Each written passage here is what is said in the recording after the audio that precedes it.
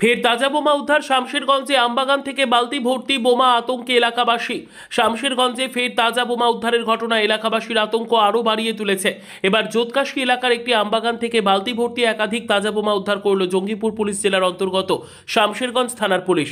শনিবার সকালে এলাকার কিছু বাসিন্দা আমবাগানে সন্দেহজনক বালতি দেখতে পেয়ে পুলিশকে খবর দেন। মুহূর্তেই ঘটনাস্থলে পৌঁছয় শামশেরগঞ্জ থানার পুলিশ। বোমা উদ্ধার হওয়ার সঙ্গে সঙ্গে গোটা আমবাগান ঘিরে ফেলে পুলিশ এবং স্থানীয়দের সেখানে যেতে নিষেধ করা হয়। খবর দেওয়া হয় বোম স্কোয়াডকে। পরে বোম স্কোয়াড এসে বোমাগুলি নিষ্ক্রিয়করণের প্রক্রিয়া শুরু হবে। পুলিশ সূত্রের তথ্য অনুযায়ী কে বা কারা এই বোমাগুলি আমবাগানে রেখে গিয়েছে তা খতিয়ে দেখা হচ্ছে। শামশেরগঞ্জ থানার আধিকারিকদের দাবি, ঘটনাটি অত্যন্ত তাৎপর্যপূর্ণ, কারণ সম্প্রতি ফারাক্কা, সুতি ও শামশেরগঞ্জের বিভিন্ন প্রান্ত থেকে একের পর এক তাজা বোমা উদ্ধার হচ্ছে। ফলে পুরো জঙ্গিপুর পুলিশ জেলাতেই নিরাপত্তা ব্যবস্থা জোরদার করা হয়েছে। স্থানীয় বাসিন্দাদের বক্তব্য, আমবাগানটি গ্রামের একেবারে পাশে। এখানে প্রতিদিন গরু ছাগল চড়ে বেড়ায়, আবার অনেক শিশুও বাগানে খেলতে আসে। তাদের আশঙ্কা, শিশুদের কেউ যদি বোমার কাছে চলে যেত তবে বড়সড় দুর্ঘটনা ঘটতে পারত। সেই বিপদ থেকে অল্পের জন্য বেঁচে গেল গ্রামের শিশুরা। এছাড়াও আমবাগানের লাগোয়া এলাকাতেই রয়েছে একটি কবরস্থান।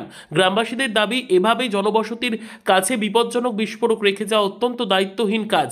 যারা এর সঙ্গে যুক্ত তাদের দ্রুত শনাক্ত করে কঠোরতম ব্যবস্থা গ্রহণ করতে হবে। পুলিশ ইতিমধ্যে তদন্ত শুরু করেছে। পাশাপাশি শামশেরগঞ্জ থানার আইসি সুব্রত ঘোষ পাশাপাশি পুলিশ প্রশাসনের পক্ষ থেকেও সাধারণ মানুষকে সতর্ক থাকার পাশাপাশি সন্দেহজনক কোনো কিছু চোখে পড়লে দ্রুত থানাকে জানানোর অনুরোধ করা হয়েছে। ক্রমাগত বোমা উদ্ধারের ঘটনায় এলাকায় সৃষ্টি হয়েছে চরম উদ্বেগ ও নিরাপত্তাহীনতার পরিবেশ। জেলা জুড়ে চলছে কড়া নজরদারি। কি দেখলেন এখানে? এখানে দেখলাম যে বম নাকি আছে, ওখানে বম রেখেছে ওই জঙ্গলের ভিতরে কোথায়। তা আপনারা কতটা আতঙ্কিত এই বোম? আতঙ্কিত, ভালো আতঙ্কিত। আমার আতঙ্কিত রাত কাটছে না, যে ভয়ে যে কোনো মুহূর্তে বম বাস্ট হতে পারে। সেই ব্যাপারে পুলিশ প্রশাসন এখন ব্যবস্থা নেবে।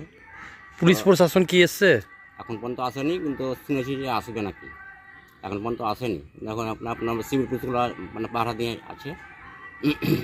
সেই ব্যাপারে মানে আমরা খুব আতঙ্কিত হয়ে আছি।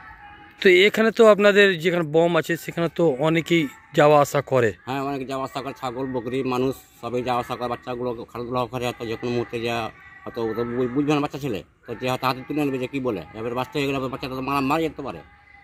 অনেক ঝামেলা এখানে। এই জিনিসগুলো যে কোথা থেকে কে করছে কিছু বুঝতে পারছে না।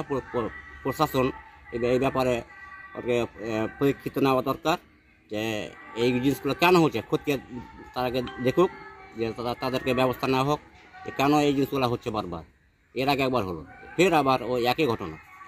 এই ব্যাপারে পুলিশ প্রশাসন নিশ্চয়ই ব্যবস্থা নেবে। এই জায়গায় হয়েছিল কি এর আগে? এর আগে হয়েছিল, একবার হয়েছিল। পুলিশ প্রশাসন এসে আবার বাস করে গেছিলো ওরা এসে।